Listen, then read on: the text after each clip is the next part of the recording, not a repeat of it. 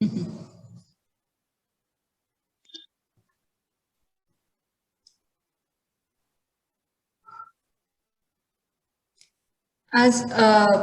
भूमिती सत्र मालिकेतील आपले हे शेवटचे सत्र आहे. आतापर्यंतची 12 सत्रांना आपण जो प्रतिसाद दिला त्याबद्दल आपले आभार. आपण लॉग इन होऊन आणि नियमितपणे सरांची व्याख्यान ऐकून आणि चर्चेमध्ये प्रतिसाद देऊन एक चांगला पायंडा रचला. आणि गणित हे सहज सोपे करण्यासाठी नक्कीच आपल्याला ह्या चर्चासत्रातून व्याख्यानातून नक्कीच काहीतरी मिळाले असेल अशी अपेक्षा व्यक्त करते. आणि एक मोठा टप्पा तर आपण गाठलेलाच आहे. याच्या पुढची जी वाटचाल आहे ती आपण कशी करावी याविषयी आपण थोडस चर्चासत्राच्या शेवटी आपण पुन्हा एकदा डिस्कस करूया. आणि आज आपलं हे शेवटचं सत्र पुन्हा एकदा तर्काविषयीच आहे. आणि आता आगाशे सरांनी 2 क्वेश्चन्स आपल्यासमोर मांडले होते, ते मी व्हॉट्सअपच्या थ्रू तुमच्यापर्यंत पोहोचवले आहेत. तर मी आता आगाशे सरांना विनंती करते की त्यांनी चर्चासत्राला सुरुवात करावी. नमस्कार. आपल्या याच्यामध्ये मगाशी मी जे ऐकत होतो मॅडमचं तुमचं बोलणं चालू त्यात की बहुमितिक रचना हा एक विषय आपल्याकडे कायम चर्चेला येतो आणि त्यात मुला मुलींना मार्क बरे मिळतात, कारण त्या रचनाच्या आकृत्या त्यांना येतात काढ. त्यामध्ये अगदी डगटाची असली तरी फार त्यात हे नाही, त्याची एकदा कृती कळली की ते करतात. मी या सिद्धतेच्या दुसऱ्या सत्राला सुरुवात करताना पहिल्यांदा आपल्या समस्त शिक्षकांना आवाहन करणार की जेव्हा जेव्हा ती रचनेची कृती येईल कुठेही कुठली असो, आपण त्याच्यावर फक्त कारण त्यांना विचार की असं केल्यानंतर ही रचना आहे तर काय कारण असेल. म्हणजे त्यांना बरेच गुणधर्म पुन्हा भौमितिक रचनाच्या आकृत्या काढण्यापूर्वी की हे असं काढल्यावर हे येतं, असं काढल्यावर हे येतं, कारण काय असेल असा त्यांना प्रश्न विचारला की त्यातनं बऱ्याच गोष्टी उलगडत जातील आणि मग पहिली सुरुवात बरोबर होईल. म्हणजे या सगळ्याला आहे. मी तुम्हाला एक साधं उदाहरण देतो. मगाशी तुमचं झालं होतं लंबद्वय. लंबद्वय कसा काढला जातो? तर काय नाही, एक रेषाखंड काढा, त्याच्या निम्यापेक्षा जास्त अंतर घ्या, ए वर एकदा पोलादी टोक ठेवा, दोन्ही बाजून चाप काढा, बी वर ठेवा, दोन्ही बाजून चाप काढा, आणि ते छेदन बिंदू जे 2 आहेत ते जोडा की लंबद्वय येतो. कृती सगळ्यांना येते. आपण फक्त प्रश्न त्यांना असा विचारतो की असं केल्यानंतर लंबद्विभाजक येतो, त्याचं कारण काय? ते कारण म्हणजे ते एक सांगतील की आम्ही काढल्यानंतर लक्षात आलं की तो मध्यबिंदूतून छेदतोय, म्हणजे तो दुभाजक आहे. तिथे मोजून पाहिलं 90चा कोण होतोय, म्हणजे लंबद्विभाजक आहे. हे बरोबर आहे. म्हणजे हे प्रायोगिक सिद्धता झाली की आम्ही प्रयोग करून प्रत्यक्ष पाहिलं की असं केल्यावर होत. याच्या पाठीमागे तार्किक कारण कुठलं आहे की कोणत्या कारणाने हे होतं असं समजा विचारलं तर गेल्या वेळी आपल्याला चर्चा आली की दिलेल्या रेषाखंडाच्या अंत्यबिंदूपासून जर 2 बिंदू असे सापडले की जे समदूर आहेत अंत्यबिंदूपासून, म्हणजे पी हा एक आहे समदूर, क्यू हा दुसरा आहे, तर यांच्यातून जाणारी रेषा म्हणजे लंबद्वयक असते. असा तिसरा गुणधर्म आहे. 3 गुणधर्म आहेत. लंबद्विभाजकावरील प्रत्येक बिंदू त्या रेषाखंडाच्या अंत्यबिंदूपासून समदूर असतो. Every point on the perpendicular bisector is equidistant from the 2 end points of the segment. पहिला गुणधर्म. If a point is equidistant from the end points of the segment, then it will lie on perpendicular. असा दुसरा. And if we have 2 different points which are equidistant from the end points of the segment, then line passing through these 2 points is nothing but the perpendicular. हा तिसरा गुणधर्म आपण वापरतो. याची मुलांना कुठेतरी जाणीव होती. कोण दुभाजक असं केल्यावर का कोण दुभाजक घेतो? वर्तुळा बाहेरील बिंदूतून स्पर्शिका काढायची तर आपली रचना असते, त्या रचनेप्रमाणे आपण घेतो. मग ते झाल्यावर येते, मग ते पूर्ण वर्तुळ काढावं का नाही, नुसतेच चाप काढावेत. मुलांच्या मनात अनेक शंका असतात. म्हणजे शंकांचं उत्तर की ते वर्तुळ का काढायचं किंवा नुसतेच चाप का काढायचे, काय त्याच्या पाठीमागची कल्पना आहे, हे जर झालं तर त्यांची तार्किक तयारी होईल पाहिजे. आणि यातनं हे सगळे गुणधर्म येतात. म्हणजे जवळजवळ आपल्या ज्या ज्या रचना आहेत त्या रचनेमध्ये बरेच गुणधर्म आपले पुन्हा एकदा रिपीट होतात. त्यांच्या डोळ्यासमोर ते गुणधर्म राहतात. आणि हे एकदा गुणधर्म राहिले ना म्हणजे पहिली तयारी होते. तेव्हा भाग नंबर 1 अशा सर्व रचनांच्या बाबतीत तुम्ही कारण लिहून काढा की याचं हे कारण आहे, या कृतीचं हे कारण आहे, ते कारण त्यांना विचारा आणि त्यांना न जमल्यास समजून द्या. म्हणजे पहिला विषय त्यांच्या डोक्यात पक्कावी की अमुक अमुक रचनेच्या बाबतीत ही कृती का करायची असते. पडताळून पाहतील हा एक भाग आणि त्याचं कारण कळणं हा दुसरा भाग आहे. हा एक विषय झाला. तर दुसरा विषय जो आहे तो म्हणजे या सिद्धतांकडे मुलांचा आधीच डोक्यात असा असल्यामुळे की भयंकर अवघड आहे, त्यांना जमत नाही. म्हणून गेल्या वेळी बोललो तसं फक्त आता यावेळी काय करायचं, आता आजच्या सत्रामध्ये पहिल्यांदा की एकाच गुणधर्माच्या टाईपच्या सिद्धता घ्यायच्या. मी एक उदाहरण देतो म्हणजे तुमच्या लक्षात येईल की वर्तुळाबाहेरील बिंदूतून 2 स्पर्शिका काढल्या तर तयार होणारे स्पर्शिका खंड एकरूप असतात. त्याला म्हणते एकरूप स्पर्शिका खंडाचा गुणधर्म. हा एकदा सिद्ध करून झाला आणि त्यांना माहित झाला की आता एकरूप स्पर्शिका खंडाचा गुणधर्म कुठे कुठे वापरला जातो, त्याच सिद्धता घ्यायच्या की तिथं प्रत्येक ठिकाणी आता या उदाहरणात एकरूप स्पर्शिका खंडाचा गुणधर्म आपण वापरणार आहोत. म्हणजे त्यांना विचाराला एक दिशा मिळते. पहिल्या काही सिद्धता अशा असतात की जिथे विचाराला दिशा मिळते. आणि जनरली आपल्या पुस्तकात संग्रहानंतरची जी काय सिद्धता असतात ते त्याच संबंधित आधी जे गुणधर्म चर्चा झाले त्याच्यावरच आधारित असतात. त्यामुळे अशा पण घ्यायच्या किंवा त्याचं एक संकलन करायचं. मी आता उदाहरण सांगतो बघा की समजा अशी 2 वर्तुळ आहेत आणि त्या 2 वर्तुळांना वरून एक सामायिक स्पर्शिका काढली ABO, खालून एक काढली CDO. तर AB एकरूप CD असं दाखवा, असं समजा सिद्धता आहे. तर काय नाही, मोठं वर्तुळ घ्या की AO म्हणजे DO होईल, लहान वर्तुळ घ्या म्हणजे BO म्हणजे CO होईल आणि मग वजाबाकी करा. म्हणजे जेणेकरून त्यांना हे कळेल की अरे ही भानगड बरोबर आहे. असं ते अशा कितीतरी सिद्धता आहेत की एवढंच वापरायचं आहे एकरूप स्पर्शिका खंडात. नाही मी तर नेहमी विनोदाने म्हणायचो मुलांना आणि ते मुलं तसंच करायचे. बगड्याच्या चौकीसारखं दिसलं वर्तुळाच्या बाहेर एकरूप म्हणायचं, एकरूप स्पर्शिका खंड. नाव त्याला वहीत कारण लिहिताना लिहा एकरूप स्पर्शिका खंडाचा गुणधर्म. मनात लक्षात ठेवायचं बगड्याच्या चौकीसारखं दिसते प्रकरण. म्हणजे मग काय होतं की या पद्धतीच्या सिद्धता मला यायला लागल्या की एक सिद्धतेची भीती जाते आणि आपण सांगायचं याच पद्धतीचे गुणधर्म आहेत. हे 2 त्रिकोण समरूप आहेत हे सिद्ध करा. मग इथे या सर्व उदाहरणात आम्ही कोको कसोटीत वापरणार आहोत. म्हणजे 2 कोण तुम्हाला एकरूप करायचे एवढं सांगायचं. मग ते 2 कोण कुठे कुठे कशा कशा पद्धतीने होतात. समांतर रेषातील संगत कोण असतील, समांतर रेषातील आंतरकोन कोण असतील, विरुद्ध कोण असतील किंवा सामायिक असेल. मग त्यात सुद्धा वर्गीकरण करायचं की पहिल्या काही सिद्धतेमध्ये एक कोण सामायिकच असेल आणि दुसराच फक्त ठरवायचा असेल. मग तो विरुद्ध कोणतरी असेल, नाही तर संगत कोणतरी असेल, नाही तर आंतर असं काहीतरी असेल. म्हणजे मग त्यांना लक्षात येतं की अरे हे बरोबर आहे. आणि मग त्यांना एक आनंद होतो की अरे एवढं शोधलं तुम्हाला जमलं नाटक. मग त्याचा टप्पा पुढचा. अशा पहिल्यांदा गायडेड हे द्यायची. मग दुसरा टप्पा काय करायचा, ज्यामध्ये सिद्धता थोडी मोठी असू दे, पण मोठी असली तरी त्यांना सांगायचं या सिद्धतेत या क्रमाने हे गुणधर्म वापरायचे आहेत. म्हणजे पहिल्यांदा हा वापरा, मग हा वापरा, मग हा वापरा, मग हा वापरा, असं गायडेड द्यायचं की जेणेकरून त्यांना कळलं पाहिजे. मग हा गुणधर्म वापरायचा असेल तर कसा वापरा, हा वापरायचा असेल तर हे त्यांनी सांगायला हवं. म्हणजे मग त्यांच्या डोक्यात ते बरोबर यायला लागतं. जसं आपला आता भूमिती मध्याचा गुणधर्म आहे बघा, होय की नाही. मग त्या भूमिती मध्याच्या गुणधर्मात काय होतं, काटकोन त्रिकोण आहे, त्याच्या कर्णावर एक लंब काढला आहे, तर ते 2 त्रिकोण जे होतात ना ते समरूप होतात. मग कार्यक्रम पाहिला काय, एक काटकोन त्रिकोण काढा, काटकोन बिंदूतून लंब काढा आणि मग काय सांगायचं माहिती का, ते 2 काटकोन त्रिकोण कापा आणि असं ठेवून पहा बघा कसे ठेवल्यावर ते होत आहेत.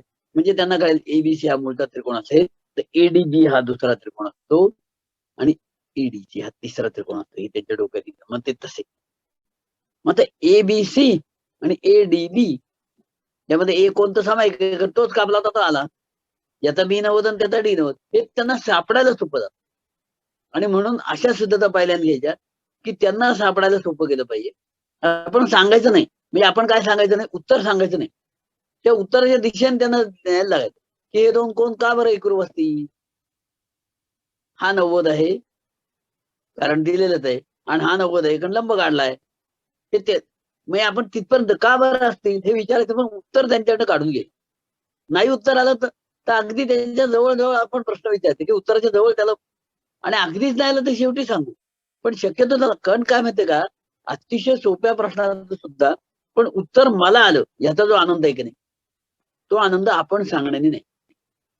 आणि म्हणून असा दुसरा प्रकार काय की सिद्धतेच्या किती का पायऱ्या असतात, 10 पायऱ्याची सिद्धता आहे. तर सांगा या क्रमाने वापरा करून ही रचना करा. मग ही रचना केल्यावर ही अशी आकृती दिसायला लागेल. मग त्यात तुम्हाला एक रेषीय जोडी दिसेल. मग कुठे रेषीय जोडी दिसते, म्हणजे आपणच त्यांना फोकस करून असं बघायला शिकवायचं की आता या आकृतीत एक समद्विज त्रिकोण आहे, सांगा बरं कुठे आहे तो, त्यांनी शोधू दे. असा प्रकार केला की त्यांना गायडेड, ह्याला म्हणायचं गायडेड हे, म्हणजे त्यांना त्या रस्ता दाखवत जायचं की आता असा जा, आता इकडनं वळ, आता इकडनं वळ. आपल्याकडे ते हे असतं ना, मॅप काढून देतात गाडीवर. मी आता कोणाला पत्ता विचारावा लागत नाही, ते सांगतात 50 मीटरवर डाव्या बाजूला वळा. तसं आपण सांगत जाणार जेणेकरून त्यांना ती दिशा मिळेल. मग त्याच्या पुढची पायरी की आता आम्ही त्यांना दिशा वगैरे काही देणार, सिद्धता डायरेक्ट देणार, पण 3 ते 4 पायऱ्याची असेल. करा बरं विचार. आणि त्यात काय करणार, त्या 3-4 पायऱ्यांच्या सिद्धतेमध्ये गुणधर्म देणार, पण क्रमाने नाही देणार. हे 4 गुणधर्म वापरायचे, क्रम तुम्ही ठरवा काय कुठला कसा वापरायला. म्हणजे जरा त्यांना सिलेक्शन आलं की अरे हा पहिला वापरला पाहिजे, हात आल्यावर हे वापरायचं. हा तिसरा टप्पा झाला. आणि 4थ्या टप्प्यामध्ये मग जरा थोड्या अवघड सिद्धता आपण देऊया. तरी सुद्धा त्याच्यामधला एक टप्पा असा करायचा की ज्या आपल्या प्रमेयाच्या गुणधर्मांच्या सिद्धता आहेत, ज्या त्यांना येता येतात किंवा त्यांना माहिती आहेत, त्याच सिद्धता विचारायच्या. फक्त आकृती बदला, त्या आकृतीची पोझिशन बदला. मग आता समजा आता प्रमाणाचा मूलभूत प्रमेय ना, आपलं कायम पॉप्युलर तो ABC त्रिकोण असला पाहिजे, PQ समांतर असली पाहिजे. आणि मग ते APB आणि AQC असे 2 त्रिकोण आले पाहिजे. काय नाही, उलटा करा त्रिकोण फक्त नावं बदला त्याचे, एलिमेंट काहीतरी द्या नाव, करू द्या की हे इकडे पाहायचं आणि याप्रमाणे इकडे जायचं, असं लिहिता येते की नाही. म्हणजे त्यांना हे कळलं पाहिजे की या आकृतीत ABC असेल तर इकडे ABC नाव देऊन नाही चालणार, हे तर PQR नाव आहे. हे त्यांना कळलं पाहिजे, तो चेंज त्यांना करता आलं पाहिजे. आणि या सगळ्या गोष्टी अतिसामान्य विद्यार्थ्यांना सुद्धा येतात, याच्यावर विश्वास ठेवा. की आपल्या डोक्यातच असं की हे एवढं कुठलं येतं, हे दगड विद्यार्थी आहेत. दगड का याचा संबंध नाही, कारण त्यांना निरीक्षण चांगलं आहे. म्हणजे कोणत्याही मंदबुद्धीच्या विद्यार्थ्याला सुद्धा मी पहिल्याच व्याख्यानात सांगितलं तसं ग्रुप फोटो मधला प्रत्येक मनुष्य ओळखता येतो का नाही. मग त्यांना हे येईल ना की इथं जर असं दिसतं तर ABC तिथे PQR म्हणजे कसं दिसायला पाहिजे. मग कसं फार तर ते काय करतील, वहीच फिरवून घेतील त्या ABC सारखी, काही बिघडलं नाही पाहिलं, वही फिरवून घेतील ते, पण त्या दृष्टीने त्यांना आलं पाहिजे असा त्याच्या पुढचा. आणि मग आपला टप्पा असेल की मग आता त्यांना सिद्धता द्या, डायरेक्ट द्या, क्रम सुद्धा देऊ नका गुणधर्मांचा कुठले वापरायचे, पण फक्त पहिल्यांदा 3 पायऱ्याचे असतील, 4 पायऱ्याचे असतील, असं करायचं. जेणेकरून त्यांना असं वाटायला लागेल की 3-3, 4-4 पायऱ्याच्या सिद्धता आम्हाला यायला लागतात. आणि मग त्यात तुम्हाला काही चॅलेंजिंग विद्यार्थी भेटतील की हे काम पटापटच करतात. ते सांगायचं अवकाश त्यांचं झालेच असतं, मग ते चुळबुळ करायला लागतात की आम्हाला येतं ना, आम्हाला काही नाही. मग त्यांच्यासाठी चॅलेंजिंग प्रॉब्लेम आपल्याकडे तयार असायला पाहिजे. आज मी तुम्हाला 2 चॅलेंजिंग प्रॉब्लेम पाठवलेत मुद्दाम आधी. कशासाठी, की त्या प्रॉब्लेम मध्ये विचार. आता हा जो प्रॉब्लेम पाहिला की ज्याच्यामध्ये ABC हा त्रिकोण आहे, समद्विज चांगला उंच उंच त्रिकोण आहे बघा, ज्याच्यामध्ये B 80 आहे, C 80 आहे का नाही. त्यानंतर PCB हा 60 आहे आणि QBC हा 50 आहे. बहुतेक तुमच्याकडे हे आकृती आलेली असेल, नसेल आली तर आपण समजून घेऊया काय ते. त्यांनी समजा नसतील, त्यांनी हे नवीन असेल ही. तर इथे ABC असा त्रिकोण आहे, B हा 80 आहे, C हा 80 आहे. मग आपण काय केलं, Q बिंदू त्या AC वर असा घेतला की QBC 50 होईल, P बिंदू AB वर असा घेतला की PCB हा 60 होईल. अशी आकृती आहे. आणि मग त्याच्यावर QPC हा 30 आहे असं सिद्ध करायचं, अशी मोठी सिद्धता आहे. आणि बऱ्याच वेळा काय होतं, हा कोण 30 बापात आहे एवढं सोडून बाकी सगळे कोण त्यातले सापडतात इकडचे तिकडचे, आणि आपल्याला वाटतं आता सापडलंच बहुतेक, आलं, पण ते येत नाही.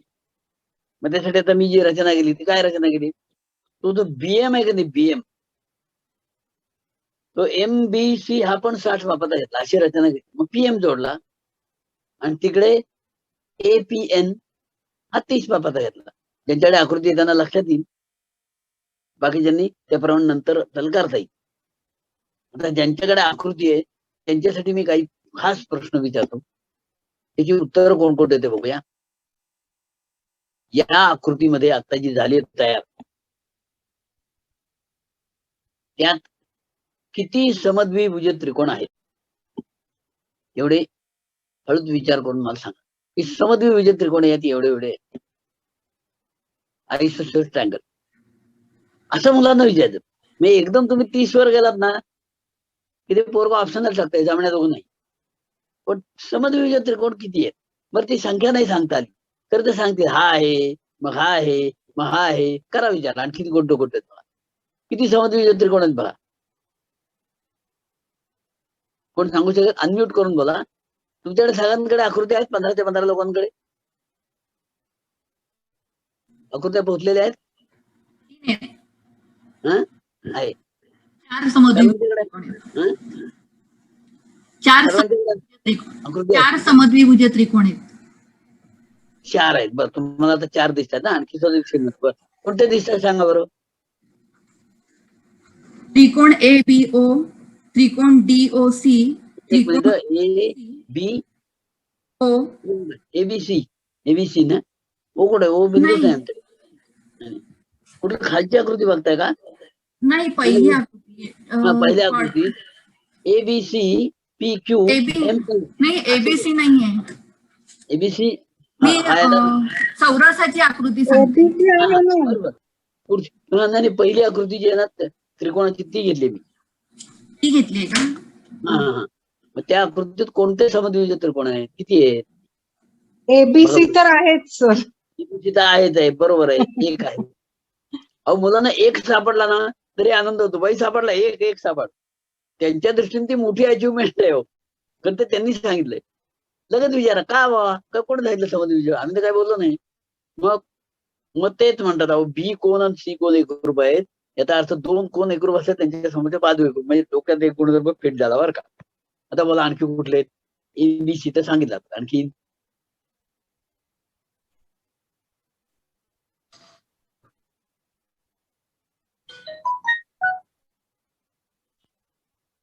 सापडतात का बघा. काय काय केलंय बघा म्हणजे तुम्हाला लक्षात येईल. एबीसी हा मूळचा त्रिकोण आहे. मग मी काय केलंय क्यूबीसी हा 50 मापाचा आहे. क्यूबीसी एपीसी होईल का सर? एपीसी होणार का होईल सांगा बरं. एपीसी होईल का होईल? तो 20 होईल ना. तो 20 हा, आणि 20. इकडलं 20. बरोबर आहे. सी 20 आहे ए पण 20 आहे. बरोबर एपीसी होणार. बरोबर. दुसरा झाला. आणखी कुठला होईल बघा. 2 सापडले तुम्हाला. आता मुलांना नुसते समद्विभुज त्रिकोण सांगता आले ना तरी त्यांना इतका आनंद होतो. सापडले सिद्धता जाऊ दे. क्यू पी सी 30 मापाचं तो खूपच मोठा गोळ आहे. पण निदान समद्विभुज सापडले. आणि कुठला सापडेल?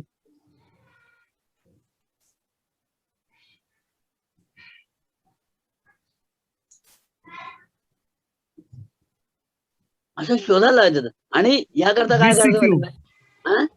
BCQ. B C Q. BCQ पण आहे. बरोबर आहे. का सांगा बीसीक्यू? BCQ तो 50 आहे ना. हा 80 आहे. सी 80 आहे. मग तो 50 बरोबर आहे. तो पण 50 कारण काय 180 बेरीज ना बघा. बीसीक्यू पण आहे. आणखी कुठला आहे?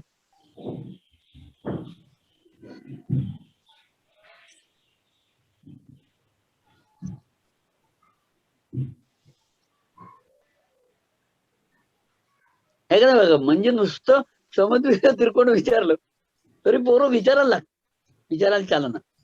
म्हणजे पहिल्यांदा आपल्याला एबीसी सापडला एक. हळूच आणखी एक सापडला एपीसी. मग आता आणखी एक सापडला बीसीक्यू. आणि कुठे आहे का एखादा?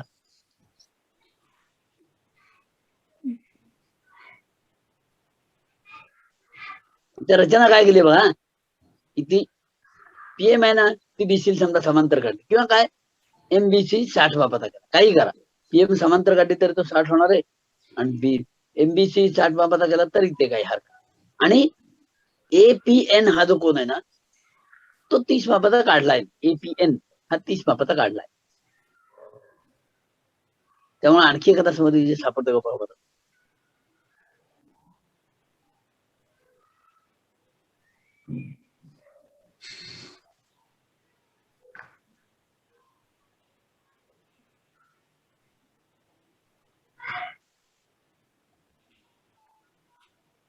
आणि मग मजा येते. असं व्हायला आलं ना की मग गंमतच गंमत.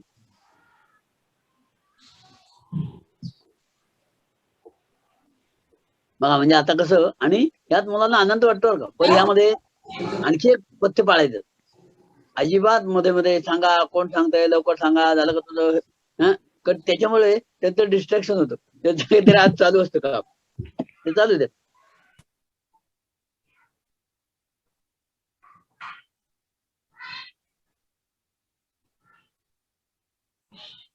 मला जरा तुमच्यापैकी कोणतं सांगा, एपीएम हा कोण किती मापत असेल? एपीएम, एपीएम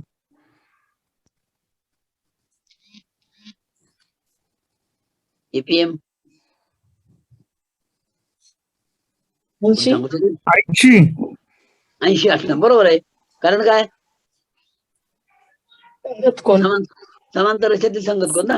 आणि मग आता एपीएम पण समद्विभुज असेल. आणि म्हणजे एपीएम पण असेल. अरे ते आणखी एक सापडला. बरोबर, आता आणखी सापडतोय का बघू.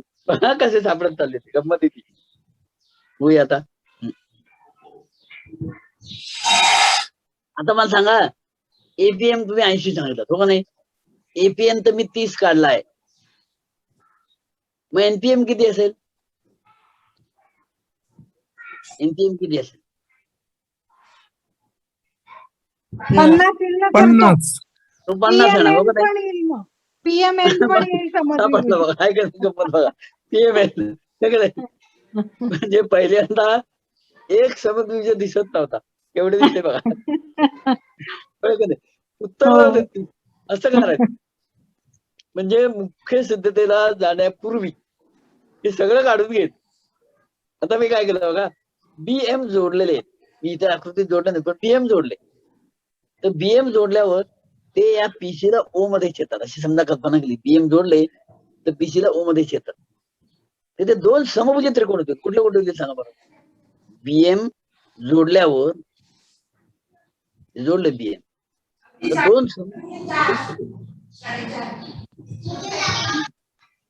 कोणते कोणते होते.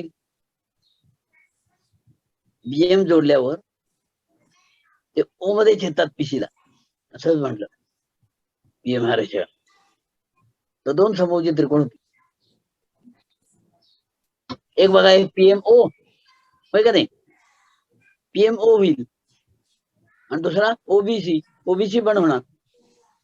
कारण पीसीबी 60 आहे, हा तुम्ही एमबीसी 60 आहे, म्हणजे तो तिसरा 60 होता ना. खाली एक समभुज आणि वर पण पीएमओ तो पण समभुज. म्हणजे नुसतं हे विचारत राहिलं. आता आपण आपल्या सिद्धतेकडे जाऊ हळूहळू. मला काय दाखवायचं बघा गप्पा, तेही तुमच्या लक्षात येईल. मग तुम्ही त्या दृष्टीने विचार करा. एपीएन हा जो त्रिकोण आहे का नाही, एपीएन, एपीएन आणि सीपीक्यू हे दोन त्रिकोण मी एकरूप दाखवते. एपीएन हा एक त्रिकोण आहे आणि सीपीक्यू हा दुसरा त्रिकोण. हे दोन त्रिकोण एकरूप दाखवले तर तिकडचा पी 30 असल्यामुळे हा क्यूपीसी 30 होणारच. मग कारण तुम्ही 30 काढलाय रचना, म्हणजे क्यूपीसी आपोआपच 30. म्हणजे आता मला एपीएन आणि सीपीक्यू हे दोन त्रिकोण एकरूप कसे काय दाखवता येतील एवढा विचार करा की झाली सिद्धता. एपीएन हा एक त्रिकोण आहे, सीपीक्यू दोन त्रिकोण दाखवायचे मला. ते दाखवले की जमतं का?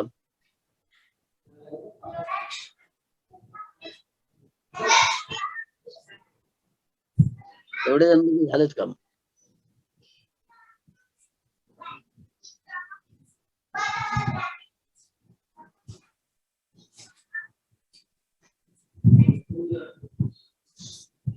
बरं, त्यात एक बाजू आहे का पीसी आणि एपी. पीसी आणि एपी झाली आहे नाही का. पीसी एकरूप एपी. पण मगाशी सरांनी सांगितलं तो समद्विज आहे, म्हणजे एकच बाजू. तो मधला 20चा कोण जमतोय का? बरोबर, जमलं. तुमचं काम आता एवढंच राहिलं, सीक्यू एन एवढं एकरूप दाखवा की झालं का, सिद्धताच झाली. सीक्यू आणि एन कळलंय. मग आता बघा, असं त्यांना सिद्धतेच्या जवळ नेता आणि मग सांगत विचार करा आजचा दिवस, उद्या सांगू, जेणेकरून त्यांचं डोकं चालू राहिलं पाहिजे. म्हणजे आमच्या बाबतीत असं व्हायचं की आमच्या शाळेतले शिक्षक म्हणाले आकाशाचा अंदाज तासमध्ये ठेवू नका. का? कारण त्याच्यानंतर हिंदीचा तास सुरू झाला ना तर पोरं हेच चालू करायचे. कसं व्हायचं, इतके ते रंगले पाहिजे. घरी गेला सुद्धा वाटेत त्यांच्या गप्पा आल्या, त्यात काय राहिलं कसं राहिलं इतके. आणि ते रंगवू शकतात हा. कारण गंमत आहे, ह्यात आकडेमोड कमी आहे लक्षात. फक्त गुणधर्म वापरण्याचा सराव आहे. मी तुम्हाला वेळ देतो. आपलं सेशन PQ आणि AN कसे एकरूप आहेत ना, तेवढा विषय मी तुमच्यावर सोडला. बाकी सगळं मी आता सांगितलं ते काय म्हणजे ते बरोबर बाकोबा कसोटीनुसार एकरूप पण आहे. तर ते एकरूप झाले की दोन्ही ते 30-30 होतील तर आपला कार्यक्रम. आता दुसरी आकृती बघा.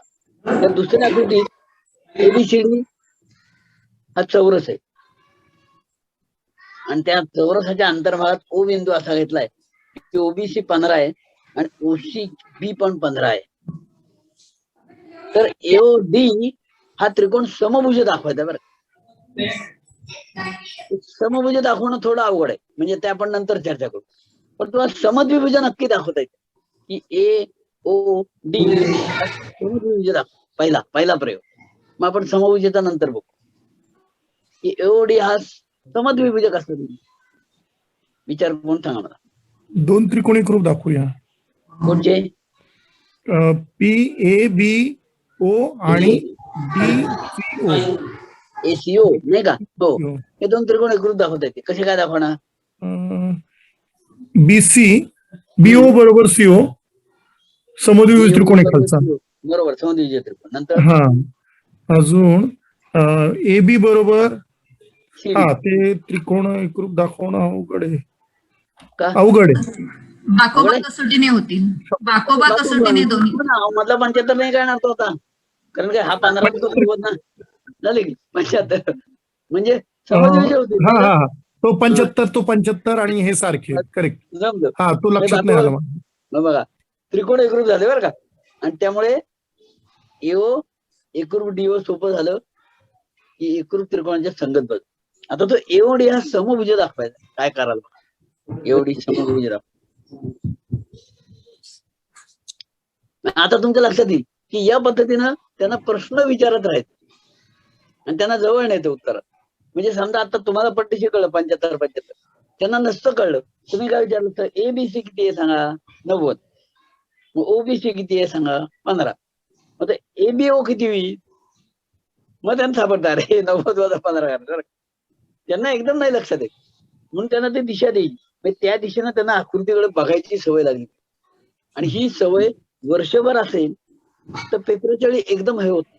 आपल्याकडे काय बऱ्याच वेळा विद्यार्थी परीक्षेच्या वेळीच त्या आकृतीकडे एकदा बघायला लागतात अनालिसिस करून. ते पृथक्करण करता आलं पाहिजे, त्याची चिकित्सा करता आली पाहिजे. ती चिकित्सा केव्हा, त्याची रोजची सवय पाहिजे. आणि मग रोजचा हा कार्यक्रम उत्तर आपण सांगायची नाही शक्यतो, अगदी शेवटी बघू काय ते, तोपर्यंत उत्तराचं बोलायचं नंबर. म्हणजे मग त्यांच्या डोक्यात बसतं हे काय ते. आलं लक्षात. पुढं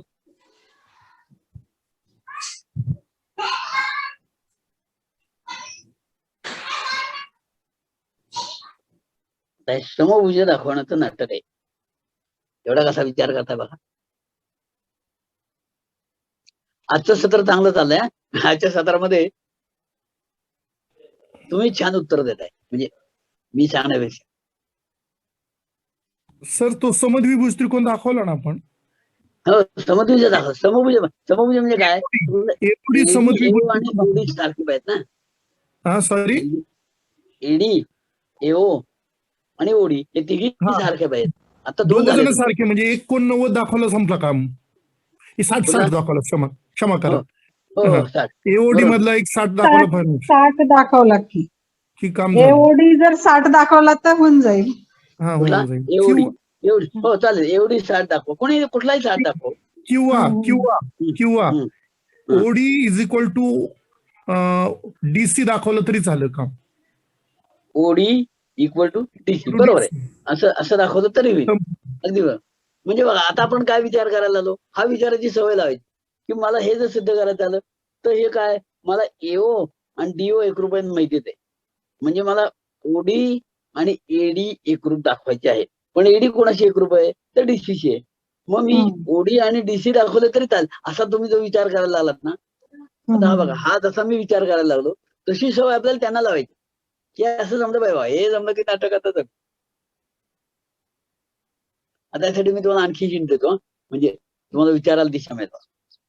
मी आता काय केलं माहितीये का, तिकडे वरती एडीच्या बाजूला एक आणखी टी बिंदू घेतला बरं का, एडीच्याच बाजूला, म्हणजे एओडी या त्रिकोणाच्या अंतर्भागात टी बिंदू घेतला. तो असा घेतला की टीबीसी हा समभुज त्रिकोण होईल. टीबीसी टी घेतला बिंदू, टीबीसी समभुज त्रिकोण होईल आणि एटी आणि डीटी जोडले. करून पाहा तुम्ही. त्यामध्ये वाढ एवढीच केली की टीबीसी हा समभुज त्रिकोण काढला मी थोडक्यात. बीसी पायावर आतल्या बाजूला, म्हणजे एओडीच्या अंतर्भागामध्ये टी बिंदू येईल आणि एटी आणि डीटी जोडले. आता विचार करा, आता तुम्हाला येईल बघा.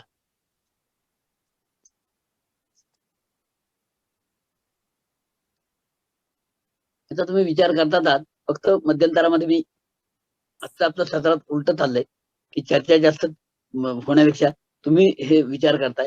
मग मधल्या याच्यात मी फक्त एक विचार सांगतो. आता तुमच्या एक गोष्ट लक्षात येईल की 2.5 तासाचा पेपर आहे आणि त्या 2.5 तासाच्या पेपरमध्ये असं एखादं उदाहरण असेल. एवढं नसतं अवघड, हे आपलं तुम्हाला म्हणून मी दिलंय. पोरांना एवढं अवघड नसतं, पण जे काय अवघड असेल त्याच्यासाठी विचार करावा लागेल का नाही. आत्ता बघा ना तुम्ही, 2 उदाहरणांचा विचार करता करता आपला जवळजवळ तास 1.5 तास जाणार आहे.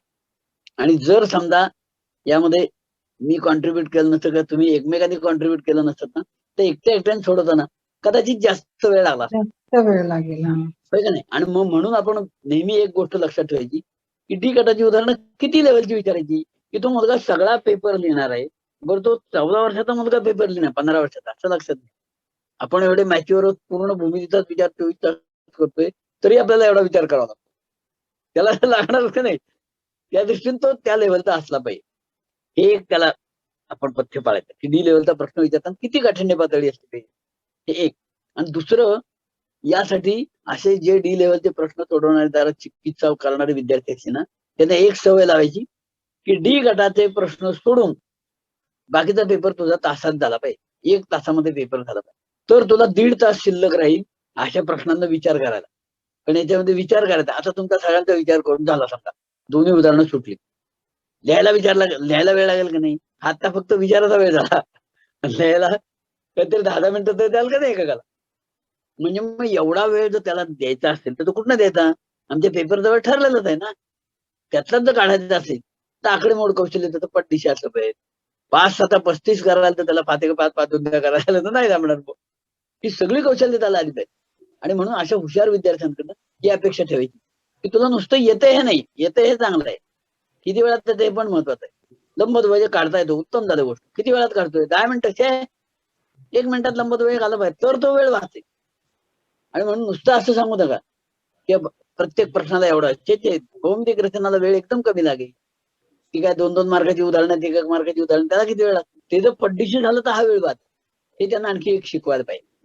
आता बोला तुम्ही काय विचार करायचा. आता मी तुम्हाला सर, दुसऱ्या बोला. हा जो टी बिंदू आपण एओडी मध्ये घेतोय हा, आणि समद्विभुज त्रिकोण करतोय ना, बरोबर आहे. पण प्रश्न हे असा आहे, तर असं का करतोय आपण. बरोबर आहे. हा, आता काय करतोय त्याचं कारण बघा. म्हणजे आता काय झालं तुमचा टीबीसी हा जो त्रिकोण समभुज काढलाय का तुम्ही, बरोबर का नाही. टीबीसी समभुज काढल्यामुळे टीबीसी हा 60 होईल. कोण बरोबर का. टीबीसी हा 60 होईल. हा, तो 45 होईल. दुसरा कुठे 45 होतं. टीबीसी हा जर 60 झाला का नाही, बघा ना. टीबीसी 60, टीबीओ म्हणतोय. एबीटी किती होईल, 30 होईल. एबीटी 15 होईल. एबीटी करेक्ट आहे ना. 60 30 होईल वाटतं. 30 होईल वगैरे. 30 आहे आणि वरचा तुमचा एओबी पण 30 आहे.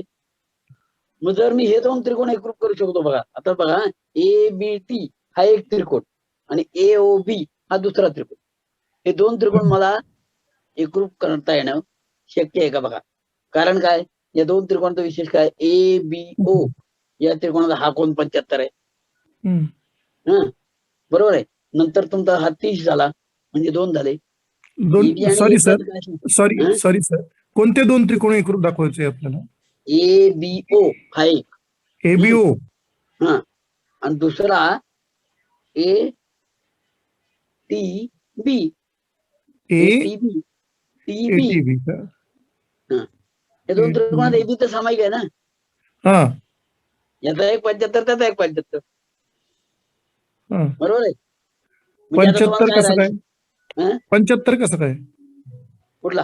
हे बघा ना, ABO 75 आहे की नाही. ABO हा ABO 75. हा, आणि तुमचं आता काय झालं, तुम्हाला ATO फक्त ATB दाखवायचा 75, बघ नाही. ATB 75. हा मग 30 75 मध्ये राहिलं तर थोडं ना 75. बघा ना, सॉरी. हा बघा आता ABO हा जो त्रिकोण आहे की नाही, हे ABO. हा ABT या त्रिकोणात बी किती आहे? 30 आहे. ABT या BTC बी 30 आहे, बरोबर आहे. B आता तुमचं 2 मिनिटं. हा ABT हो, 30 आहे. 30 आहे. मग आता आणखी थांबा, आणखी सोपं सांगतो. ATD हा त्रिकोण आहे, होईल की नाही तयार? ATD वरचा, डी हो खालचा. हा ATD वरचा त्रिकोण आणि OBC खालचा त्रिकोण, हे दोन त्रिकोण एकरूप होणार. ते 15 होणार वरती. बघा होतात का 15? होणार 15 गप्पी. पण कशावरून? पण कसे होती ना? नाही बघा. कशावरून? नाही कशावर नाही. बघा कारण- AT, बोला मला काय कारण असेल? ATD हे तर तुम्ही काढलेत. ATD हा आणि OBC हा त्रिकोण. तर मी म्हणतो वरता तुमचा हा मधला 60 आहे का नाही? आता तुमचा TBC हा त्रिकोण 60 मापात होईल. हा TBC हा 60 आहे, बरोबर आहे. हा 30 आहे, म्हणजे 75 म्हणजे काय? खालचा 15 झाला. आता 75 असेल तर, आणि मग हा 15 म्हणजे वरचाही समद्विभुज होणार. त्या वरच्या समद्विभुज त्रिकोणामध्ये काय AC म्हणजे AD आणि BC हे आहेत. नंतर त्यामुळे 15 ते 15 म्हणजे को कसोटीनुसार ATD आणि OBC हे दोन त्रिकोण एकरूप होते. ते दोन त्रिकोण एकरूप झाले की AT आणि BD या दोन बाजू तुम्हाला एकरूप मिळाल्या. आणि त्या दोन बाजू एकरूप मिळाल्या की माझा प्रश्न संपलाच मुळी, एकदम पटकनच संपला. बघा आता येते का? अजून माझ्याशी सहमत नाही झाला. बघा ATD कसा काय तुम्हाला पटतंय का? बघा तो ATD मुळात आधी 15 होते का ते तुम्हाला पटलेलं दिसत नाही. ते 15 कसं आलं तेच नाही कळत अजून. नाही का नाही?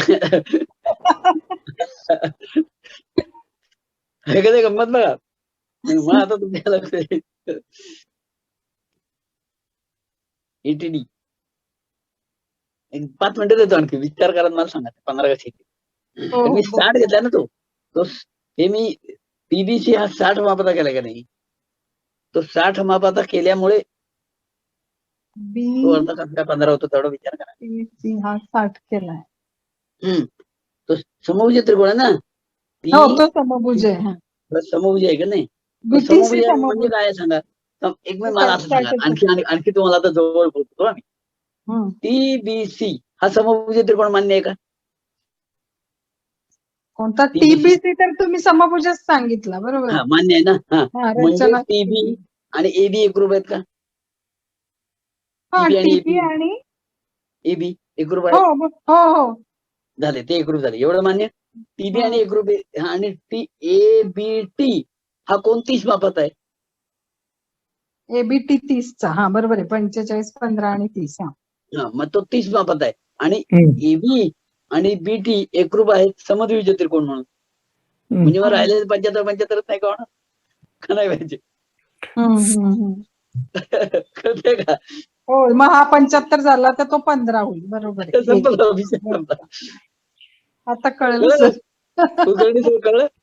हो कळलं. म्हणजे आता बघा, आणि मग हे जसं आपल्याला कळल्यावर आनंद मिळतो ना, तर मुलांना काय होईल हो, ते उड्याच मारतील म्हणे. म्हणजे माझं उलट म्हणणं आहे, ते भूमितीच्या नादी लागले जर, तर आपल्या ह्या सगळ्या 12-17चं पुण्य मिळालं आपल्याला. लक्षात ठेवा, तिथे भूमितीच्या नादी लागलं. म्हणजे आजचं सत्र बघा असं झालं की ज्यामध्ये 5-10 मिनिटं मी बोललो आणि तुम्हाला प्रश्नच दिले नुसते, आणि ते प्रश्नाचा विचार करता सापडलं का नाही? बघा आता वरचं शोधा, एवढंच राहिले. कुठलं CQ आणि AN ते कसं काय? सर नमस्ते. CQ आणि हॅलो. N. हा हा सर नमस्ते. हा नमस्ते, बोला की. बिंदू ओ जवळ तयार हा. झालेले चारही कोणांच्या मापांची बेरीज केली तर ती 360 होते परत. कुठल्या बिंदू ओ कुठल्या हा कुठे दुसरं उदाहरण का पहिल्या उदाहरणात? पहिल्या पहिले हा हा हा बिंदू ओ जवळ बरोबर आहे. आता हा. खाली बी कोण 15 मार्क अंशाचा दिलाय, सी कोण 15 अंशाचा दिलाय, खाली BOC मध्ये. नाही ते झालं, ते सुटलं ना ऐका त्यात. की, ऐका की परत हा, हा. चेकिंग साठी आपल्याला ती एक टेस्ट वापरता येईल. हा बरोबर ना. कोण Checking साठी test असते. BOC 150 झाला, हा, 150. हा. आधी BOA हा 75 झाला आतला, हम्म. DOC 75 झाला आणि हा. वरच्या त्रिकोणातला AOD हा 60 मार्काचा झाला, 60 अंशाचा झाला. हा. म्हणजे अशा पद्धतीनं O बिंदू जवळ तयार झालेले चारही कोणांची बेरीज 360 अंश झाली. म्हणजे सगळे बरोबर आहे. अँगल आपले बरोबर आहेत हे चेक करता आलं. हा हा नाही ते बरोबर, ते पडताळून झालं. आता पडताळणी. इकडे शेवटचा विषय आहे CQ आणि AN हे दोन कसे काय एकरूप, पण ते एकरूप झालं की आपलं काम झालं बरं का. तो 30 मापाचा होणार. दुसऱ्या प्रश्नातले का? पहिल्या ह्याच्यात समद्विज त्रिकोण तो एबीसी हा. नाही का, त्याच्यातलं तेवढंच राहिले आपलं. कारण PC आणि AP एकरूप आहे ते कुलकर्णी सरांनी सांगितलं, तो मधला बीज ते झालं. फक्त आता तुम्ही CQ आणि AN दाखवलं की ते दोन त्रिकोण बाकोबा कसोटीनुसार एकरूप होणार, आणि ते एकरूप झाले की ते करता 30 म्हणजे करता पण 30 एकरूप त्रिकोणाचे संगत कोण, ते कसं काय दाखवणार? CQ आणि A एवढाच फक्त विषय आहे.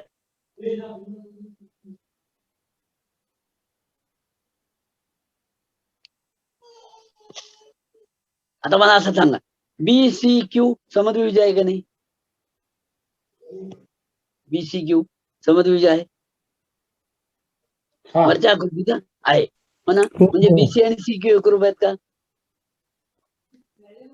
BC आणि CQ का नाही? हो. हा. मग आता जर समजा BC आणि CQ, मग आता मी समजा MB जोडल्यामुळे तो जो OBC समविज त्रिकोण झाला ना, तो OB आणि BC एकरूप आहे. OB आणि BC एकरूप आहे का नाही? नाहीये. बघा बरं, OB आणि BC एकरूप होणार, पण तो समविज त्रिकोणच होणार OBC हो आहे, बरोबर आहे. हो तुम्ही हो काढून घेतलं तुमच्याकडे, फक्त तो MB जोडून घ्या. तो मी जोडला नाही म्हणून, तो जोडलात की तुम्हाला OBC समविज म्हणजे BC तो हा बिंदू आहे ना, हा हो का नाही. मग BCचा आणि कशाचा? नाही हा जो MB जोडला का नाही, MB जोडला तर तो PC ला O मध्ये चिटतोय ना. म्हणजे तुमचा PMO आणि OBC हे दोन्ही समविज त्रिकोण होणार आहे, बरोबर आहे का? OBC आणि PMO दोन्ही समविज होणार आहेत, बरोबर. OBC तर आहे पण OBC आहे, PMO PMO पण होणार ना, तर पण 60-60 ते बघा तसलंच होणार, विरुद्ध कोण का नाही. बघा बरं, मला सांगा APM वरता 80 आहे का नाही? आहे. आता हे जर तुमचे असले, असं तुम्ही PM जोडल्यावर तर तुमचे दोन त्रिकोण तयार होतात ना. एक आहे OBC आणि दुसरा आहे समांतर आहेत का नाही, PM आणि BC. PM आणि BC समांतर आहेत. मग समांतर असले तर आंतरत्रिकोण एकरूप नसतात. PM आणि BC परस्परांना समांतर आहेत का? आहेत. मग PM आणि BC जर समांतर असतील तर हा C कोण तिकडच्या P बरोबर, हा B कोण तिकडच्या M बरोबर, म्हणजे PMO सुद्धा तुमचा समविज त्रिकोणच होणार का नाही? पटत आहे अजून? नाही पटलं? हे बघा, MPCB असा एक उलटा झेड तयार होतो का नाही? MPCB उलटा झेड होतोय का? दिसला नाही? हो होतोय. मग झेड म्हणजे आंतरविक्रम कोण नाही कधी झाले. विक्रम म्हणजे हा मग इकडचा झाला 60, इकडचा झाला 60, मग तिसरा 60 मध्ये झाला समविज, वरताही समविज खालताही समविज आहे का नाही? गंमत बघा. हा. आता मग बघा, आता मला पुन्हा सांगा की CQ आणि AN येते का आता एकरूप? मी आणखी जवळ चाललो होता. मग आता आणखी तुम्हाला जवळ नेतो. म्हणजे बघा हा तो पीसी आहे का नाही, तो पी एमबी जोडल्यामुळे मध्ये ओ बिंदू आहे. तर तुमचं ओसी बीसी एकरूप आहेत. ते बीसी करता आपण म्हणू ए ए स्मॉल ए, बीसी करता स्मॉल ए म्हटलं तर सीबी करता सीक्यू करता स्मॉल ए होईल का नाही होणार? बीसी इक्वल टू स्मॉल ए, तर सीक्यू म्हणजे स्मॉल ए होईल. सीक्यू पण स्मॉल ए होईल. ते समद्विभुज आहे ना तो. हा. एकदम बरोबर, हो का नाही? मग आता मला सांगा ओसी स्मॉल ए होईल का नाही? ओसी ओ सी, सी, कारण काय ओबीसी समभुज आहे ना, हो तो पण समभुजच आहे. हा, म्हणजे ओसी स्मॉल आहे, एवढं तुम्हाला कळलं. आलं लक्षात? आता समजा तो तुमचा पीओ जो आहे तो आपण बी मानला, बी, तर पीओ म्हणजे बी, म्हणजे पीएम बरोबर बी आहे का? हो, आणि ओएम पण बी आहे. हो होतं काय, हो का नाही? आपण आता तेवढाच घेऊ. पीएम म्हणजे बी येणार आहे. आता पीएम एन हा समद्विज त्रिकोण आहे का? पीएम एन समद्विज आहे बघा. हा 50-50 बरोबर आहे, समद्विभुज आहे. पीएम जर बी असेल तर एम एन पण बी होणार. MN पण बी होईल ना. तो पण बी होणार, करेक्ट. आता तुमचा पीसी कसा आहे? ए अधिक बी आहे. पीसी म्हणजे ए अधिक बी आहे. बी सी ए अधिक बी आहे. हा एक खालता आहे वरता बी. पीसी चे दोन भाग पडतात, एक आहे ओसी आणि दुसरा आहे पीओ. पीओ भाग म्हणजे बी मानला आणि ओसी भाग म्हणजे ए मानला. ए अधिक बी, पीसी ए अधिक बी. पीसी बरोबर ए अधिक बी. हा, मग पीसी जर ए अधिक बी झाला तर एपी ए अधिक बी होईल का? एपी, कारण पीसी आणि एपी तोही समद्विभुज आहे. हो, म्हणजे एपी तर ए अधिक बी झाला तर एम ए अधिक बी होईल का? एम ए अधिक बी होणार ना, कारण हे समद्विज आहे बघा. एपी एम हा समद्विज आहे ना.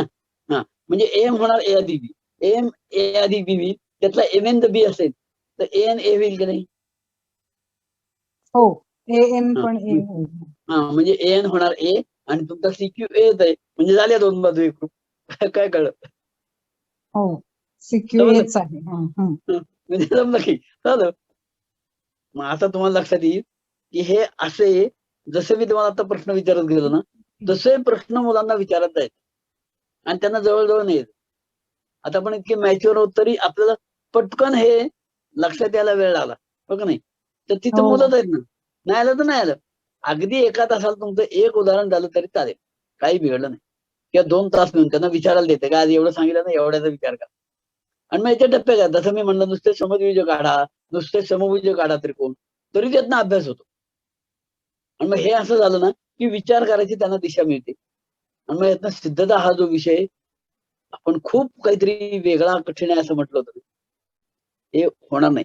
आणि याचं आणखी एक कारण तुम्हाला सांगतो की संपूर्ण 10वीच्या भूमितीचा जो विचार केला तर त्यातलं त्रिकोणमिती, निर्देशक भूमिती आणि शेवटचं महत्व आपण 3 प्रकरण वगळ असतात. म्हणजे राहिलेल्या प्रकरणामध्ये सिद्धता काय ते आहे. त्रिकोणमितीची सिद्धता वेगळ्या आहे, त्याचा सिद्धता ह्याच्याशी संबंध नाही फार. पण मग ह्या राहिलेल्या प्रकरणाची सिद्धता आहेत, ही राहिलेल्या प्रकरणात 10वीत त्या प्रकरणाची सुरुवात झाली असं कुठलं प्रकरण आहे? समरूपता 8वीत झाली, वर्तुळ 7वी पासून झाले आहे का नाही बघा. 5 वर्ष किंवा 6वी 7वी पासून कुठलं जात नाही हो. म्हणजे 10वीत सुरुवात झाली असं एकही नाही. म्हणजे तुमच्या असं लक्षात येईल की आपण हे का घेतली ही सत्र. हे जर सगळं 9वी पर्यंत त्यांचं 9वीतनं वर 10वीत येताना तयारच असेल ना, तर महिन्याभरात तेच तुम्हाला सिद्धता विचारायला लागतील, ते सांगतीलच सगळ्या. तुम्हाला नाहीच आहे नवीन. आत्ता जे या दोन्ही सिद्धतात आपण वापरले गुणधर्म, त्यातलं मला तुम्ही प्रामाणिकपणे सांगा, त्यातला कोणता गुणधर्म 10वीतला वापरला? खरं तर 5वी ते 9वीतले सगळे गुणधर्म आहेत, एकही 10वीचं नाही बघा, आहे का नाही? मग आपल्या विद्यार्थ्यांना न येण्याचं कारण काय? त्या येते आम्ही ते पक्के करून घेतले नाही. आणि ते पक्के करून काय घेतले नाही? 2 कारणांनी.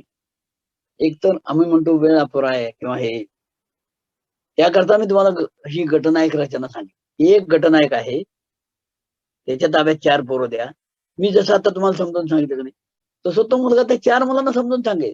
आपली जबाबदारी काय? 60 मुलांच्या वर्गात मी 12 मुलांना व्यवस्थित समजावून सांगेल. बाकीच्यांना कळलं तर अडचण नाही आहे, पण हे 12 मुलांना तरी कळलं पाहिजे.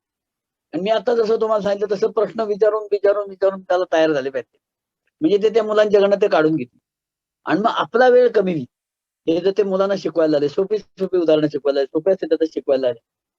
आता कसं होतंय की आम्हाला 10वीतल्या शिक्षकाला तो 5वी पासून विद्यार्थी शिकतोय बरं. तरी तुम्ही आता बघा तुमच्या सगळ्यांच्या शाळेमध्ये 10वीत तुम्हाला एक तरी विद्यार्थी असा निघेल की ज्या वर्तुळाची त्रिज्या 7 आहे, त्या वर्तुळाची सर्वात मोठी जेव्हा 14 सेंटीमीटर लांबीची आहे न येणारा एक तरी विद्यार्थी निघेल. मग आता असा एक तरी निघाला याचा अर्थ तो 5वी पासून 10वी वर्तुळ काही शिकलाच नाही हो. एवढं झालं तर. आणि म्हणून मी म्हणतोय मागचं शिकवायचं. बरं दुर्दैवानं काय माहितीये का, हे पाठ्यक्रमात मागं आहे, पण मार्काच्या दृष्टीने याला वेटेज त्यावेळी कमी. ते काय कमी आहे, आम्ही ठेवलं म्हणून याला किती मार्क होईल, 2 मार्कात एक वर्तुळ काढ, त्याला 2 मार्क देऊन टाक. तेव्हा त्याचा आत्ता भागतो आणि आत्ता भागतो तेव्हा तो आत्ता शहाणा होतो. आत्ताच्या या कोरोना काळात हेच झालं की आपल्या अति विशिष्ट परिस्थितीमुळे आपण सगळ्यांना 10वीत पास केले, 12वीत पास केले. ते चांगलं झालं, ते बरोबर आहे. त्यांचं मनोधैर्य जाता कामा नाही, पालकांचं जाता कामा नाही. पण त्यामुळे आपल्या पुढचा यक्ष प्रश्न आहे की आता माझ्याकडे येणारा 10वीतला विद्यार्थी आता, कारण आपण 10वी पण सगळेच पास केलेत ना. त्या 10वीचे पास झाले त्याची कटकट आपल्या 11वीत. पण आधीचे पास झालेले जे आहेत गप्पू, 9वी पर्यंत पास झालेला विद्यार्थी हा किती पूर्वज्ञान घेऊन आलाय याचा आम्हाला अंदाजच नाहीये.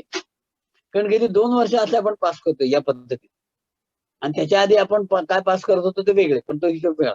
पण कोरोना काळातले त्यात त्यांची शाळा झालेली नाही. शाळा झालेली म्हणजे त्यांना अभ्यासाची सवय नाही, ऑनलाईन सगळ्यांना जमलेलं नाही. त्यामुळे ते किती किती मागे गेले. ते मागे गेलेले आपल्याला थोडे थोडे पुढे ओढायचे असले तर पहिली गोष्ट नुसते त्यांना रटून एवढा अभ्यास नाही केला तर असे शिक्षा कधी येणं नाही होणार.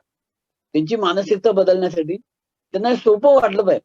मी आजच बघा ना, ही दोन्ही उदाहरणं पहिल्यांदा तुम्हाला वाटली होती, माहिती तुम्हाला दिली की जमणार नाही, पण हळूहळू प्रश्न विचारत विचारत विचारत शेवटच्या प्रश्नात सुद्धा तुम्ही अडकलात की अरे सीक्यू आणि एन कसं काय. मग त्याचं जे आपण पृथक्करण केलं, ह्याला ए म्हणा त्याला बी म्हणा, जमलं की नाही बघा. हे त्यांना आपण शिकवलं पाहिजे आणि हे शिकवणारे आम्हीच आहोत. कारण हे त्यांना सगळंच येत असेल ना तर ते आपल्याकडे कशाला येतात ना, विचारच नाही त्यांना येणार.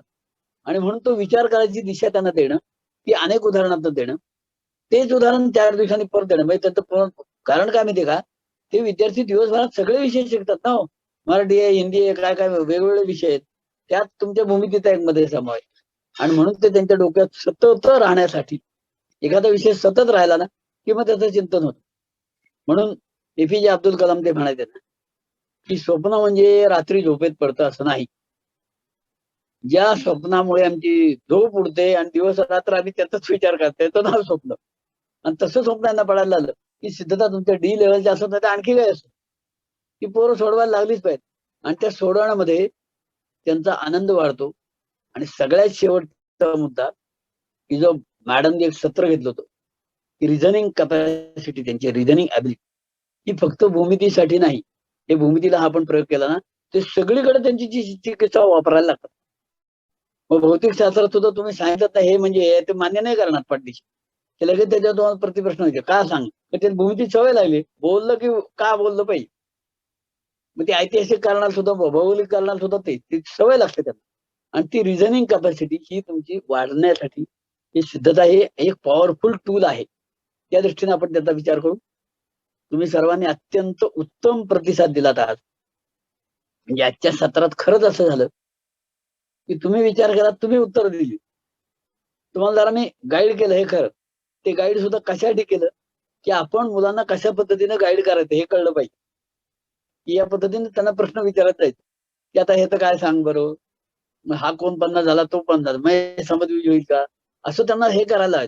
आणि मग हो सापडलं असं त्यांना आलं पाहिजे. म्हणजे मग त्यांचा आनंद वाढत जाईल. मला वाटतं तुम्हाला सगळ्यांना हा विषय लक्षात आला. आपलं या संबंधीचं काही म्हणणं असतं तर आपण जरूर मांडा, आपण त्याच्यावरही चर्चा करू. मला तर तुम्ही बोला पुन्हा. आज बरंच तुम्ही बोललाय तर तुम्हीच विचार केलाय का.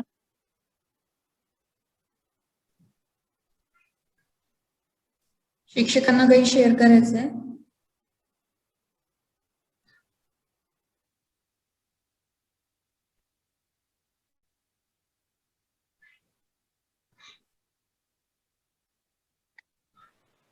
सर चौरसाचं जे उदाहरण होतं ना हा.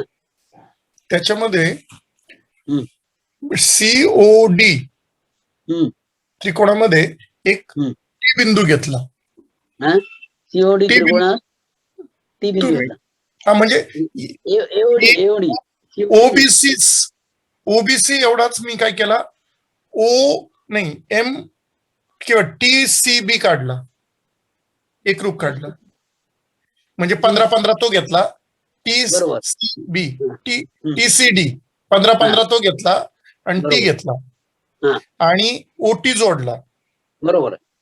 आणि मग CO आणि TC हे सारखे आहेत. हे जर 15-15 घेतलेत ना, हा तर तुमचे हे 2 त्रिकोण एकरूप होतील, हे बरोबर आहे.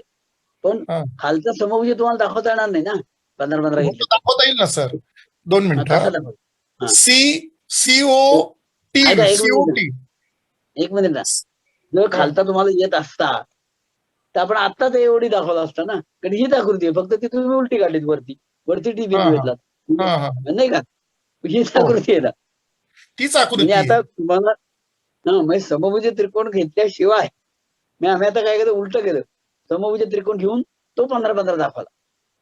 म्हणजे हा 15-15 असता तो समभुज असतो आणि तो समभुज काढला तो वरचा 15-15 होतो, असं त्याचा व्यत्ययही झाला. असं झालं. तसंच केलं. ठीक आहे. हम्म.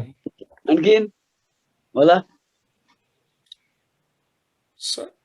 तेच पुढं तेच आजचं सत्र छान झालं. आजचं सत्र तुम्ही सगळ्यांनी उत्स्फूर्त प्रतिसाद दिला त्यात, आणि तुमचं कॉन्ट्रीब्युशन आज दिसलं. म्हणजे याचा अर्थ काय, तुम्ही सिद्धतेचा किती विचार बारकाईनं करता आहात हे याच्यावरनं लक्षात आलं बघा. आणि हा विचार करायला लागलो की मुलांना येणार होतं. शेवटी आपणच कमी पडतो काही वेळा. आणि आता तुम्हाला हे जर लक्षात आलं असेल ना, तर तुमच्या सगळ्यांची ही गोष्ट लक्षात आली उत्तम. तर मग वाय नॉट, तुमच्या पाठ्यक्रमात 5वीत किती का मार्काची भूमिती असेल, 6वीत किती का मार्काची भूमिती असेल, त्या मुलांना माहित नाही, पण तुम्हाला नक्की माहितीये की मला कुठे द्यायचं त्या विद्यार्थ्यांना. मग 5वी पासून 9वी पर्यंत ह्या त्यांना गुणधर्म येऊच येतात. मग 9वी पास झालेला विद्यार्थी सगळे गुणधर्म त्याच्या डोक्यात असतील की 2 बाजू एकरूप दिसल्याबरोबर पाया लागायचे कोण एकरूप, 3 कोण दिसले की तू म्हणतो तर 180 बेरीज, बाह्य कोणाचं दुरस्थांतर कोणाच्या मापांच्या बेरीज इतकी असते, ते तो पटापट तो सांगायला लागला का नाही. किंवा धड दिसला म्हणजे आंतरविकृत एकरूप असतात, माहीतच असतं तर, पण हे सगळं मागचंच आहे ना. समांतर चालते की आंतरविकृत एकरूप असतात, संगत कोण एकरूप असतात. 10वीत कुठं आहे, 10वीत वापरतोय फक्त आपण. त्यामुळे हे जर त्यांचं तयार झालं, आणि हे तयार करून घेण्यासाठी मध्ये ऑफ तासाला जाल त्यावेळी सुद्धा अशा प्रकारची सिद्धता द्यायची आणि गंमत करायला लावायची त्यांना जेव्हा जाऊ तेव्हा, जेणेकरून त्यांच्या डोक्यात सतत हे असलं पाहिजे. आणि मग त्या आकृतीकडे त्या दृष्टिकोनातून बघायला लागले पाहिजे. ही सवय लागली तर सिद्धता मुळीच अवघड नाही. हे आता तुमच्या लक्षात आलं की ज्या दिसणाऱ्या 2 डेंजर सिद्धता होत्या त्या सुद्धा आता तुमच्या असं आणखी एक लक्षात आलं की आगाशी सर तुम्ही सांगितलं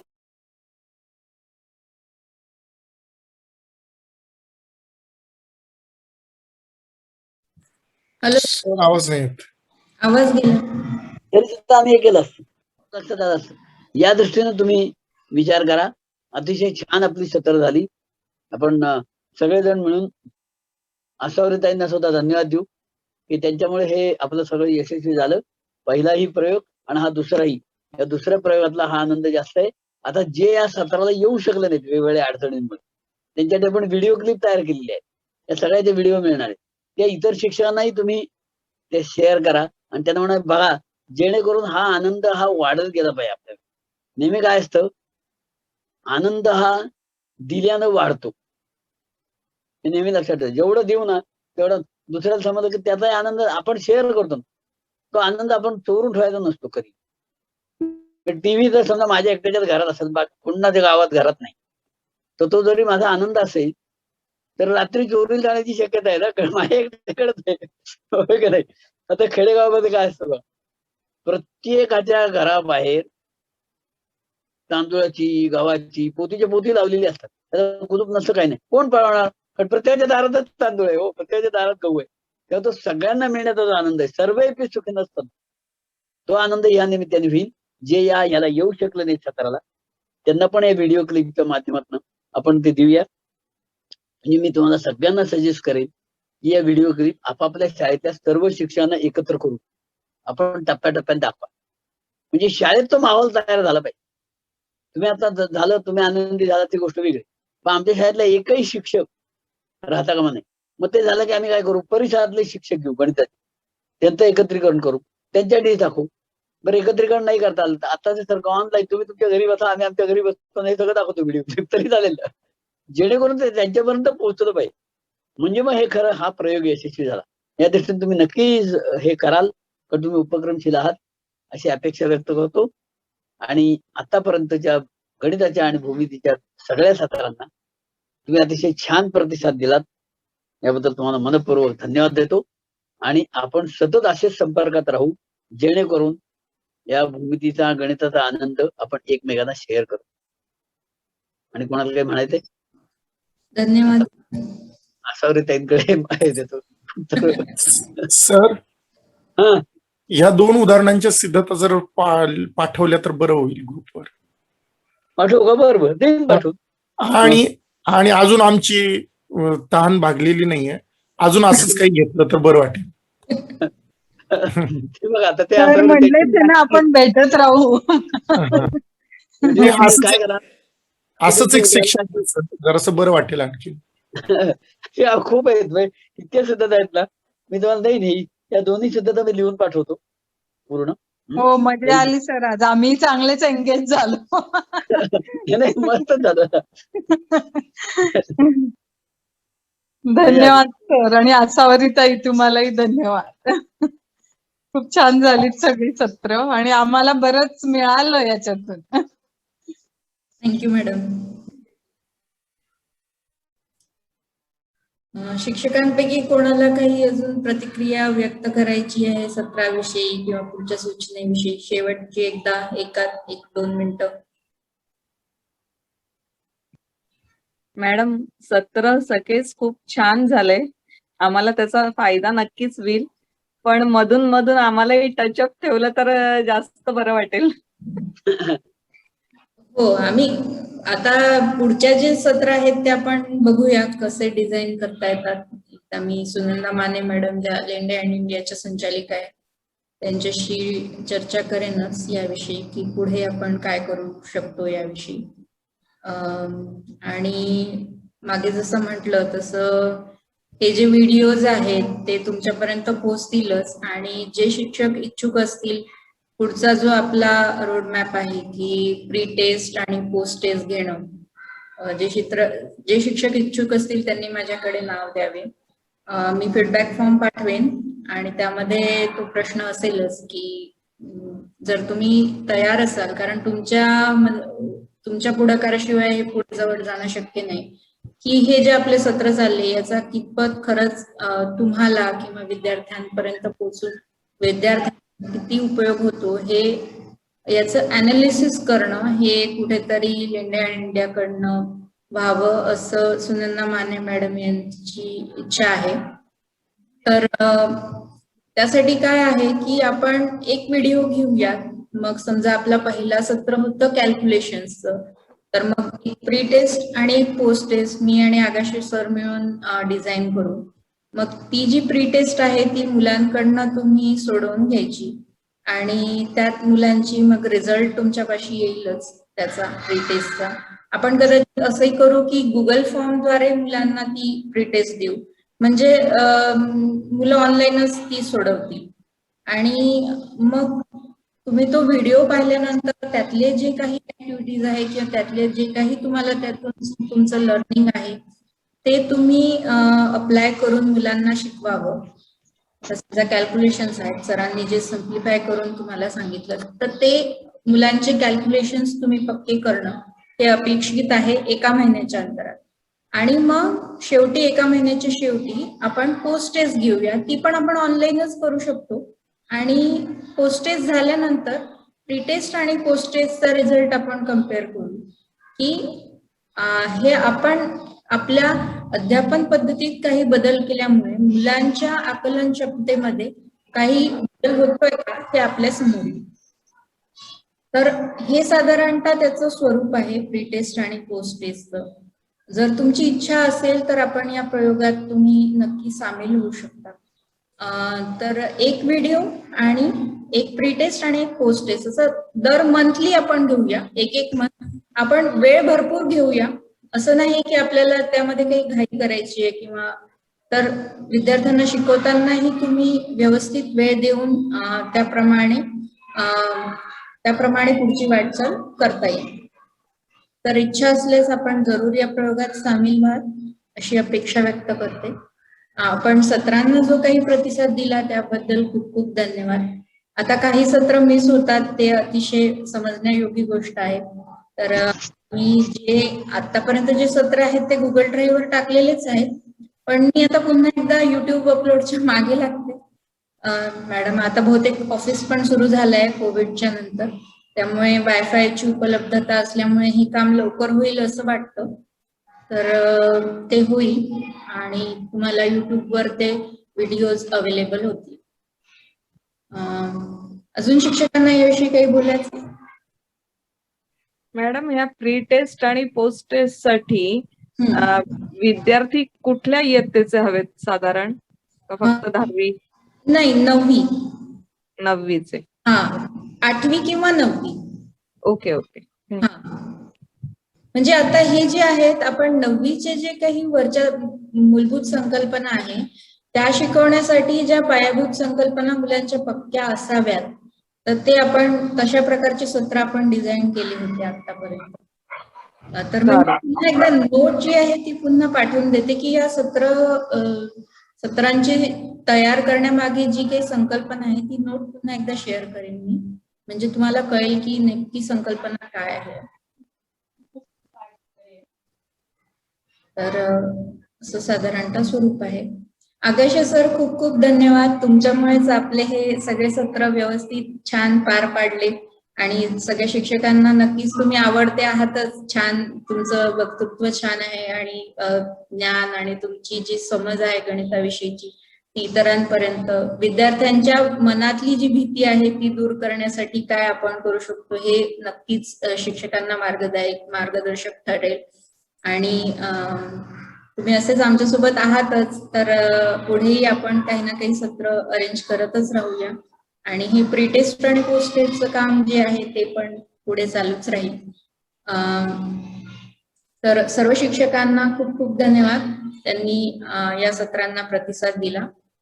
पुढच्या सत्राविषयी मी कळवेनच. मी सुनंदा माने मॅडम यांच्याशी चर्चा करेन आणि मग पुढची जी काही आपली दिशा आहे ती ठरवूया आणि मग पुढची वाटचाल सुरू राहील. खूप खूप धन्यवाद. आपण लॉग आउट होऊ शकतो. थँक्यू. सॉरी, सरांचा फोन नंबर एकदा शेअर करा. हो चालेल का? हो, ठीक आहे. सांगू का नंबर? सांगा सर. आल्या 95 2 मिनिटं.